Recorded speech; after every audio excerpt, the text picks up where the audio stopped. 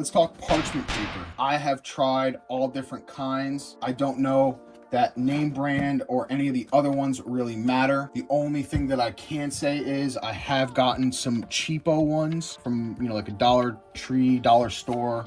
I don't remember where I got it. When you go cheap, you do have the possibility of cheaper material of this. I've had some. The paper seems like it was just very thin. Doing our collecting method like that, it's ripped. You really end up shooting yourself in the foot. You end up, pressing all this beautiful rosin, and then you're screwed because you get it stuck on a piece of paper that's ripping, and then what the hell are you gonna do? What I like to do is get this paper. Get my paper. Doesn't have to have these, but this does make it easier for me to remember if I'm pressing a lot that I can just kind of pull it out too, and I know I need 5 squares or whatever it may be. Anytime I can try to make my life a little easier, I will. So these are the ones I got. This is what we're using. What I like to do is I will fold these over almost in half. I'll leave a little bit of room here on the bottom, or actually it'll end up being on the top. And then what I'm doing is folding this in half right here. And then to judge how much space I have, I am taking this before I fold that next half, putting it up to my plates, and then giving myself exactly how much room I need with that next fold over. I will let this hang over my plates just a little bit. And what I mean by that is, instead of it just being the size of my plates, I like to have it just hang over a little bit. Gives me just that little bit of extra room. Anytime I can get any of my material off the plate as soon as I can, instead of letting it sit there and cook on our plates, the better. Sometimes it'll come out to the sides a little bit, and as long as it's off the plate, I'm happy with it. All right, we've got this. Now what we're gonna do, one more measurement. I'm putting this back on my plates, and I'm putting my finger on the back of our plate there, so I know where to stop pushing it back.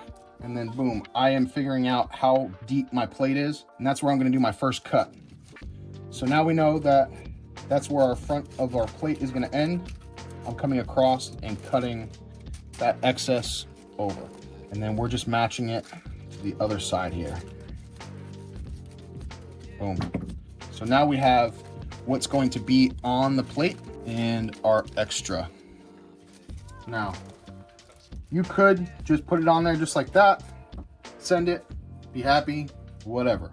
I like to clean this up a little bit so I don't have to worry about this, because as soon as we're done pressing, I'm releasing my valve and I want to pull this off, and I don't want all this stuff to mess with. So I am cleaning up the side so I've got less stuff to fumble with, because I always end up fumbling with stuff and screw something up. Again, setting ourselves up for success. Now we've got the one side. I am folding this back, and then folding this back as well. Now we've got a little taco, a little pita. We've got a little pocket that is now going to be on our plates when we're pressing, with the larger side up. And that's just with this flour. I imagine if I was pressing a bunch of hash, I would want more of a tail coming down this way to catch our product. I don't think that we're going to get so much that we're going to have some crazy beautiful waterfalls of rosin coming down. So I ain't gonna fool myself, I ain't gonna fool you.